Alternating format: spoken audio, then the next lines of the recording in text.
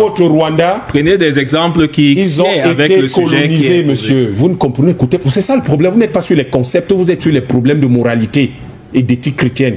Je suis sur les concepts. La Chine a été colonisée par le Japon. Ils sont devenus indépendants en 1949. Quand est-ce qu'un Japonais s'est-il installé en Chine après ça? Puisque vous aimez les pays colonisés par la France, le Vietnam. Quand on les a fait partir en 1954, de quand date la première fois où un Français allait s'installer au Vietnam? Où ils ont commencé à parler de il faut qu'on puisse avoir les ici. Il y a les enfants qui sont nés, qui sont faits machin. Vous croyez qu'il n'y a pas des enfants qui sont nés entre les Chinois et les Japonais, entre des Vietnamiens et des Français? Et vous les Africains, vous êtes comment? Aucune dignité? C'est-à-dire que vous êtes là, des types ont massacré des millions de gens chez vous, et ça ne vous dit rien.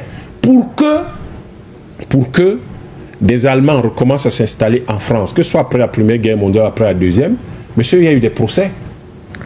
Il y a eu des procès qui n'étaient pas tenus par des Allemands. Ce n'est pas les Allemands qui jugeaient les gens. Les Allemands n'étaient pas là pour dire aux gens, voici les commissions, voici les enquêtes que nous avons menées, voici les rapports que nous faisons. Vous croyez même, vous les Africains? C'est-à-dire des types viennent chez vous, massacrent vos frères et c'est eux qui font les rapports sur ces massacres-là. Et vous dites que c'est ça qui est intéressant. C'est ça la grande diplomatie du Cameroun. C'est ça? Les Allemands ont fait quel rapport après la Deuxième Guerre mondiale? Le tribunal de Nuremberg leur a attendu que les Allemands fassent un rapport. Le tribunal qui s'est tenu après la Première Guerre mondiale, en 1920, ils ont attendu que les Allemands fassent un rapport, alors que c'est les Allemands qui avaient massacré les gens. C'est ça? Il faut traîner la France en justice. Vous les Africains, vous êtes comment? Il faut traîner la France en justice. Vous les Africains, vous êtes comment? Et vous osez même, vous osez pire, dire que les Africains, oui, ils ont le sentiment anti-français. Des types ont massacré mon grand-père, monsieur. Ils l'ont tabassé à mort. Le type est mort en hurlant. Et vous voulez que je sois leur ami? Vous voulez que je aille leur dire, racontez-moi comment vous avez tué mon grand-père. C'est ça? C'est ça que vous me dites? Vous, peut-être que personne n'est mort dans votre famille, il faut faire attention. Ne dites pas ça. Il faut faire très attention. On ne vient pas jouer ici. Je ne vous dois pas. Arrêtez un peu. Je ne parle pas de vous, monsieur Hélé. C'est pas de vous, monsieur Pélé. C'est pas de vous que je parle. Je ne fais que vous dire que c'est une conversation. Non, c'est une conversation entre Camerounais. C'est pas vous l'individu. Je ne parle pas de vous. Mais monsieur Pélé, vous voulez donc que la bagarre soit... Vous voyez, c'est ça qu'ils sont en train d'organiser, justement. La bagarre, ça doit être entre vous, monsieur Pélé, et moi, monsieur Yam. Vous avez violé ma grand-mère. C'est vous qui avez organisé les Siksa, où on violait en masse nos grands-mères, où les gens avaient le droit de cuissage sur nos grands-mères, arrière-grands-mères ici. Mais c'est pas vous. Donc le problème ne peut pas être entre vous et moi. Sauf que, pour qu'il n'y ait pas ça, pour qu'on ne vive pas ça, pour que vous ne soyez pas là à raconter n'importe quoi qui consiste à dire c'est une démocratie, une diplomatie apaisée. Monsieur, votre grand-père, personnellement à vous, n'est pas mort en hurlant pendant qu'on le tapait. Et vous avez le sentiment... Comment? Qu'est-ce que vous en savez? Je vous parle de mon grand-père. Vous n'écoutez jamais. Je vous parle de mon grand-père. C'est une figure de style. Mais pourquoi vous n'écoutez, vous ne comprenez pas français ou quoi? Je vous parle de mon grand-père. Et je vous dis seulement vous, ce que je veux vous dire, c'est que ce que nous, dans notre famille, nous avons vécu. Vous ne pouvez pas venir nous dire, à nous les Camerounais, qui avons vécu ça. Il y a eu près de 3 millions de personnes que ces gars ont massacrées pendant la guerre d'indépendance. Et je n'ose pas parler du nombre de gens qu'on a dû franciser parce que les gens parlaient allemand. On les a obligés à ne plus parler allemand. Vous n'imaginez pas le nombre de personnes qu'on a tuées depuis 1916 dans notre pays. Et vous venez nous dire c'est de la démocratie, de la diplomatie apaisée et qu'il y a le sentiment anti-français. Vous êtes sérieux? Mais qu'est-ce que vous auriez préféré, docteur? Quand un pays est dirigé, madame, et là vous voyez que la France est dirigée. Non, le Cameroun, non, laissez tomber. C'est mon propos. Quand un pays est dirigé, vous voyez que la France est dirigée. Ce pays veille sur un certain nombre de choses, comme par exemple le récit historique, monsieur. Tant que c'est les chasseurs qui raconteront, ils diront comment ils ont fait la proie ne saura jamais raconter l'histoire de la chasse. Mais on a l'impression que vous ne tenez pas en compte la partie camerounaise quand même qui a participé à la rédaction aussi. C'est-à-dire que le problème qu'on a au Cameroun, c'est qu'on parle des conséquences et pas des causes. Moi, je suis sur ce qui est important. Là, c'est les conséquences, c'est pas important. Qui a initié cette affaire? Le président français dit que c'est lui. Quand un pays est dirigé, les dirigeants veillent à contrôler le récit. Le récit historique est quelque chose d'extrêmement important.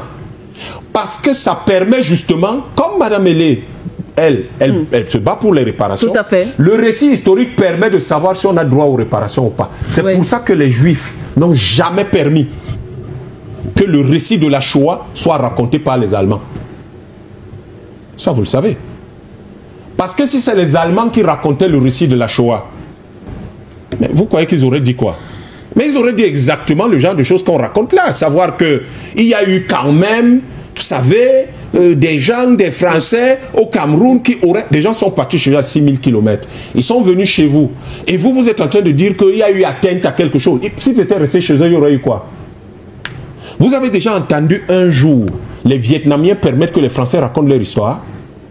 Vous avez entendu ça? Vous avez entendu les Chinois permettre que ce soit les Japonais qui racontent leur histoire? Le côté français, monsieur Yamtouba. Mais finalement, vous voulez qu'on parle de quoi? On parle de la Chine, vous pleurez. On parle de la France, pleurez. Non. Parce que, monsieur, ça s'appelle... faut être fidèle. C'est ça le problème. C'est ça le problème avec vous, DPC, dans le pas radical. Non, radical, monsieur. Vous ne comprenez pas. Non. Il y a ce qu'on appelle... Vous ne comprenez pas ce qu'on appelle dans le management politique l'initiative historique.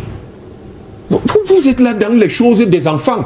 L'initiative historique, monsieur, c'est ça qui détermine ce que l'histoire sera et ce que l'histoire racontera. Et ce que les Français font là, l'une des choses, je vous parlais tout à l'heure de mode de production, madame, je vais finir. L'une des, ce qu'on appelle le mode de production.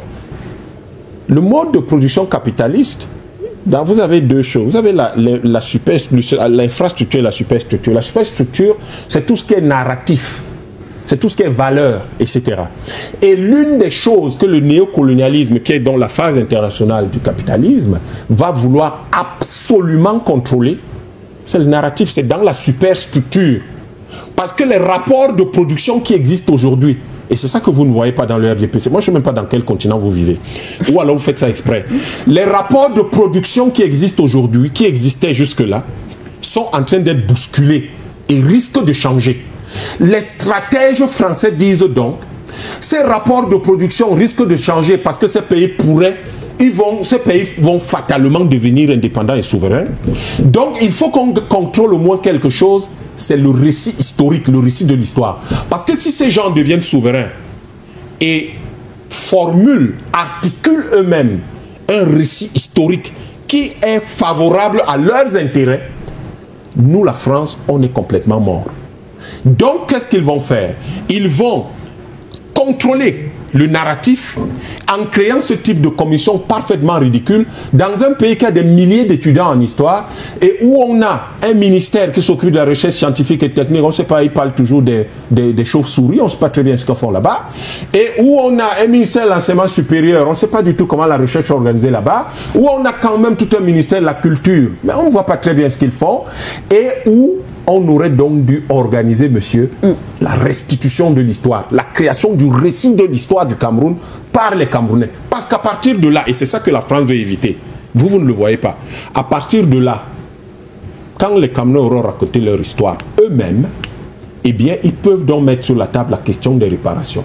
Parce que la question des réparations est fondamentale. Et elle n'a de sens que si vous l'articulez de façon logique avec l'histoire qui est racontée.